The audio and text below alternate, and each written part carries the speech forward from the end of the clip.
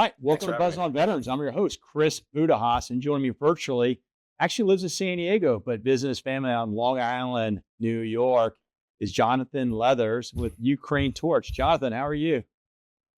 I'm doing well. Thanks for having me. Happy Yeah, early fourth. man, it's great. I appreciate the opportunity to connect with you on LinkedIn. What a powerful tool that is to meet some really cool people and to see what they're doing. But before you get into Ukraine Torch, he gives the audience a little bit of background on you, where you originally from, and what you do in the military. Sure. So I grew up in New York originally. I did ROTC undergrad at Davidson College in the South. Steph Curry was my classmate. Then I did my active duty time with the 10th Mountain Division up at Fort Drum, deployed to Afghanistan twice, to Kandahar and Wardak Province. Came back about end of 2014, was getting out. The wars were kind of winding down at that point. From then, kind of reinvented myself, started a career in professional services, working consulting, traveled around a lot, was doing strategy and operations, which I felt like the military prepared me well for. And then when this full-scale war in Ukraine kicked off, I was part of a bunch of veteran networking groups, and we all kind of came together and said, how can we support these guys? How can we help Ukraine? Start donating some money. Some people started making some trips, and then things kind of really took off from there. And we've been doing it ever since. We've made 20 trips now to Ukraine, up in the front Wow. lines.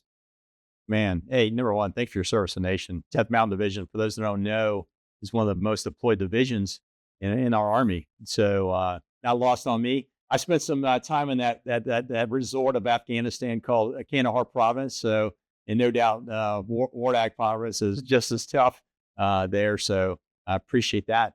What was the inspiration? Just service to start Ukraine? Well, let's start with this. What is Ukraine Torch, and how do you guys do what you do? And what was your inspiration? Yeah, so we're a 501c3 veteran led. We actually have members internationally around the world. This started out a joint effort between the UK and New York based veterans. We're part of a smaller veterans group at the time. One of our members was living in London. He went to a Ukraine rally at the start of the war protesting, met Ukrainian refugees there. And then really London was a big hub at that time of sending aid. And so he got us all involved in a WhatsApp group. And then we jointly co-founded Ukraine Torch. He was making trips right into Kyiv at the start, bringing medical supplies, drones, a bunch of cold weather gear before the first winter. Us being at Fort Drum, we had a lot of access cold weather gear to contribute. And really, it just took off from there. And I feel like it's just the right thing to do. It's a very easy case of good versus evil. And I think Americans, particularly veterans, want to do the right thing and want to help see this war end reasonably. No, I appreciate that. And it's funny, when I got out of my colonel level command, I worked at Africa Command, and people would, I talked to the average American. They looked at Africa as like a country, not a continent, right? And then when I look at the Ukraine, and you got to appreciate it before our audience. I mean, really look at Ukraine. It is a gigantic country with a large population, and I think you framed that very well. It is good against evil. I mean, what's the alternative there? If not you, then who? So, your focus, I can imagine, on the materials you guys are providing, it's probably shifted and evolved. What's your main focus right now in aid, and then where do you see you guys going in the next year or so? Sure. So our primary purpose is really that frontline aid element. We also do some training and support. So tactical combat casualty care training, TCCC. We do other types of training. If we get some more volunteers, we'd love to also do EOD, UXO type training. They really need a lot of support. So veterans, I think this is also a great second act for people who maybe left their service behind or are looking for ways to reengage some of the valuable training that we were taught. They can come over, they can complete a volunteer form on our website and join us on a future trip. Definitely encourage people to support however they can, financially or through activism. Obviously, support for Ukraine has dropped off. Political support, actually, the arms deliveries have stopped as of right now. So we need to continue to push on the activism front and lobby our Congress people.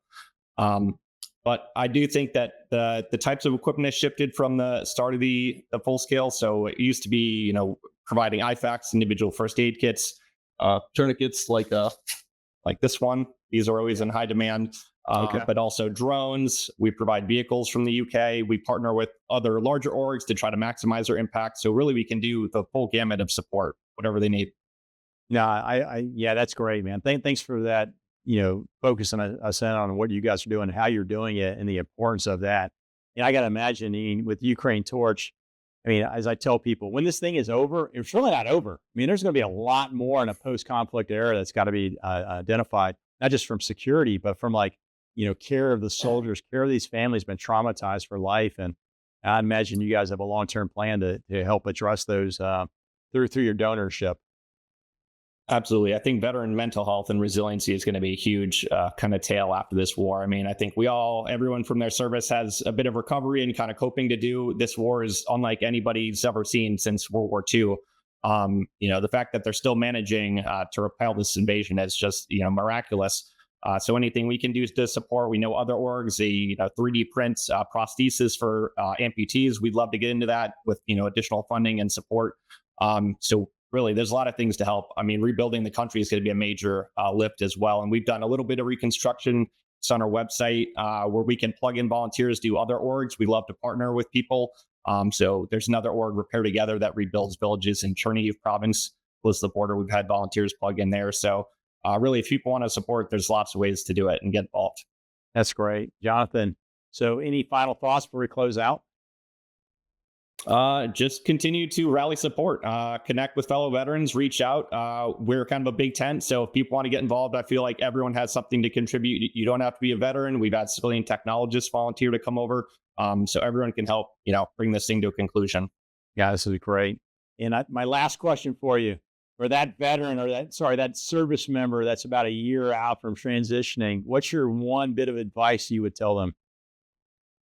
You have a very bright post-military career. I took some time to figure out what my next act was going to be. And I think translating those military skills, you are a highly sought after asset. And if they want to take a little intermission, come volunteer with us.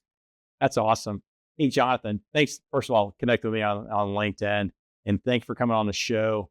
You guys, it is just such an honorable thing you're doing. And I'm going to highly encourage our audience to take a look at Ukraine Torch, connect with you and myself on LinkedIn, and then see how they can donate their treasure, time, and any other efforts they can bring to bear on this critical issue. I mean, you guys are literally changing the quality of life and trajectory for many of these folks that are on the front line and those that are supporting them in the Ukraine. So I commend you for what you're doing. And it was very important for me to invite you on the show to tell that story, though it's a short version, to kind of get it out there because if not us, then who? And it's not lost on me. You've taken your selfless service from the military and you brought it into your post-military journey. So thank you very much.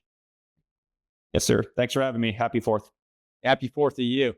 Hey, folks, connect with Jonathan and myself on LinkedIn. Continue the conversation. You got questions, take a look at Ukraine Torch, see what you can do to help with that effort, supporting with time, treasure, or time. Maybe you want to be one of those volunteers to reach out to help them with that effort and go to Ukraine and then really get some hands-on helping the people in need and distress. So we'll see you in our next segment and live with gratitude.